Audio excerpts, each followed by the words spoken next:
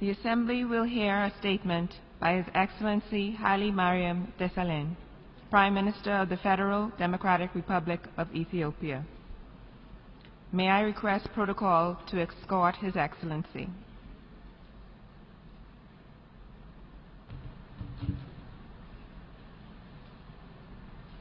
I have great pleasure in welcoming the Prime Minister of the Federal Democratic Republic of Ethiopia, His Excellency Haile Mariam Desalegn. I invite him to address the General Assembly. Madam President, let me at outset congratulate the President on his assumption of this high office to preside over the 71st session of the United Nations General Assembly.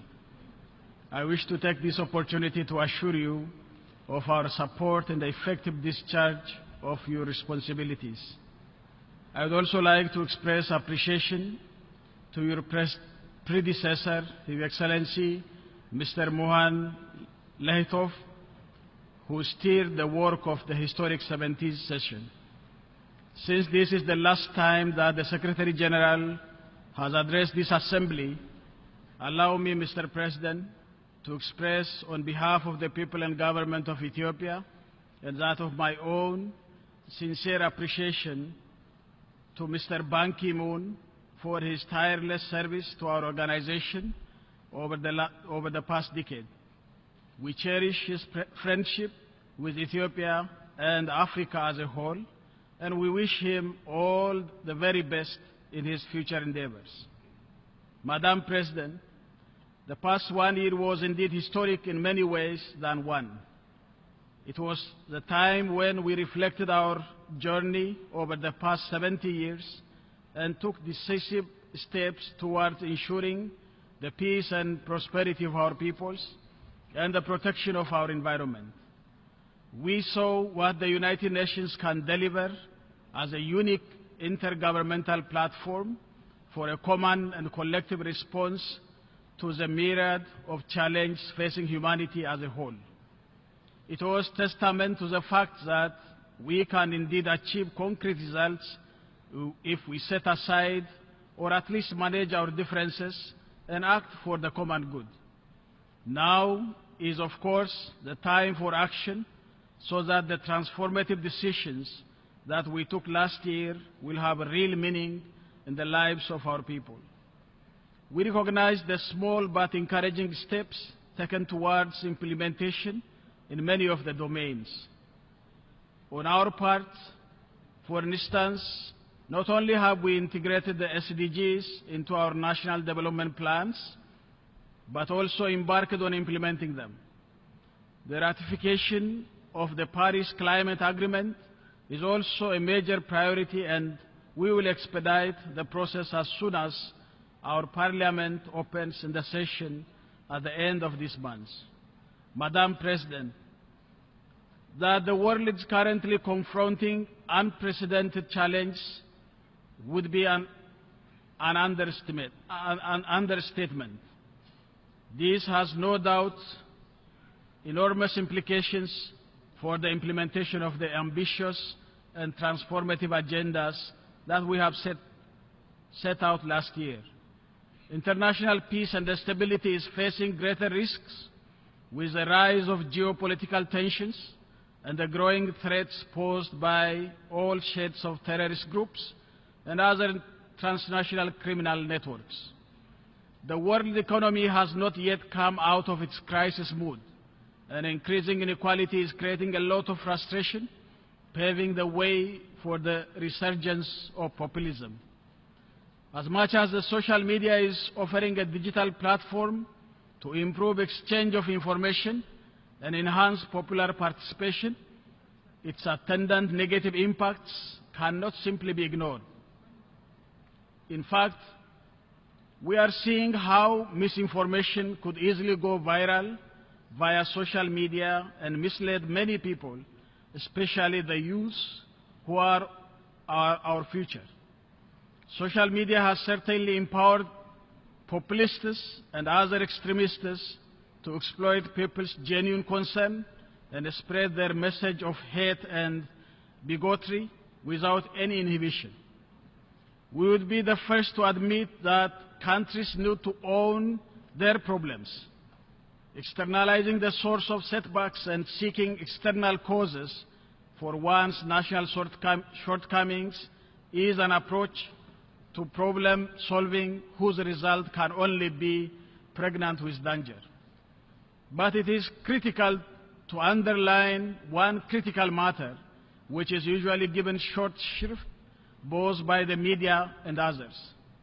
It is simply hypocritical to deny that some of our countries have been targets for destabilization activities carried out with no accountability by people and groups who have been given shelters by states with whom we have absolutely no problems.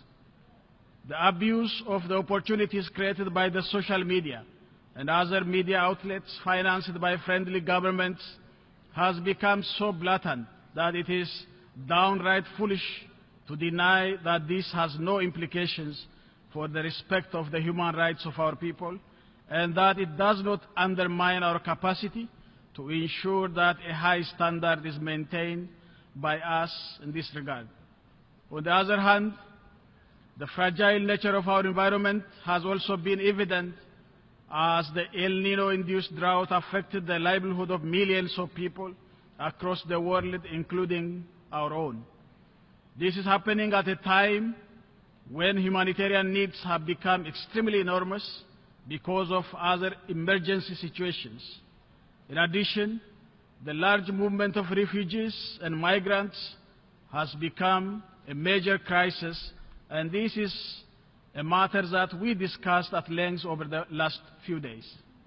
Madam President, it is under these challenging circumstances that we are striving to implement our transformational agenda, and obviously there are no easy solutions to this complex challenge. The situation is much more pronounced, especially for least developed countries like us, which are making every possible effort to make a dent on poverty. We are trying to escape from the poverty trap and take our country on the path of sustainable growth, and there are bound to be twists and turns in our efforts. This is only natural as the successful development experience of others have shown in the past. What we need to have the policy space to make mistakes and learn from them. We believe our vision is right, and we are determined to get there. Whatever challenges and shortcomings we may have, we don't have difficulty owing to them, and we will make every possible effort to deal with them in close consultation, cooperation, and participation of our people. There is no better testimony for the resolve we have in this regard than the way we handled the El Nino-caused tragedy. This notwithstanding, however, we know that we are not living in isolation, and we need a favorable external environment to realize our development aspirations.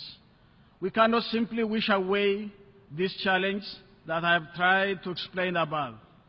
They need the collective and coordinated responses of all of us, and we, on our part, are always ready and willing to continue to contribute positively in close partnership with others in our region and beyond in tackling these challenges. In this context, peace and security in the Horn of Africa is extremely critical for us, and we are doing everything we can together with others in the region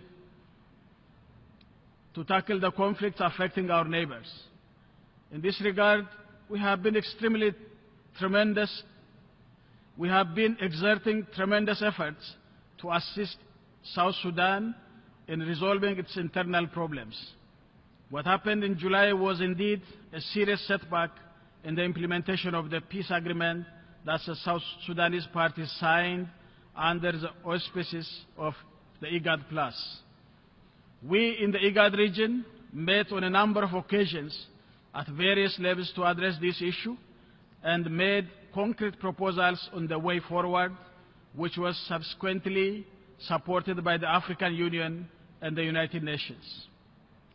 We have all the confidence and hope that the South Sudanese parties will heed the call of the region and the international community and restore peace for the sake of their own people who have suffered so much, as well as for the security and the stability of our region.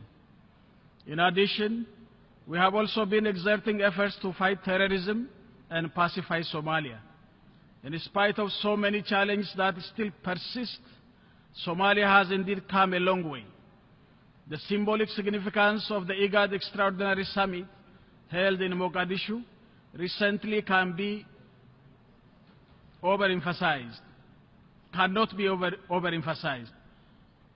Who would have thought that this would be possible only a few years ago, but Somalia has defied the odds. We hope that a smooth conduct of the election in the coming months will consolidate the gains made in recent years and lay the foundation for a peaceful and stable Somalia. We in the region are ready to support and accompany this process together with the African Union, the United Nations, and other international partners.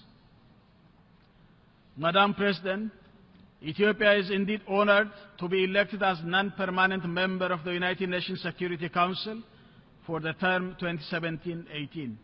Let me take this opportunity to express our profound appreciation to all the members of the United Nations for their support and confidence.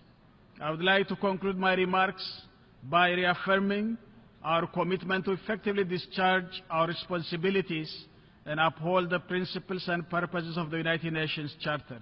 I thank you for your kind attention.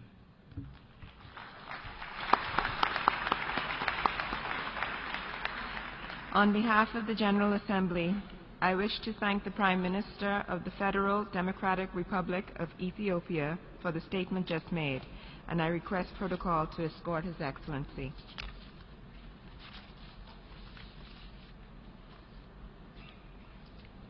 The Assembly will hear a statement by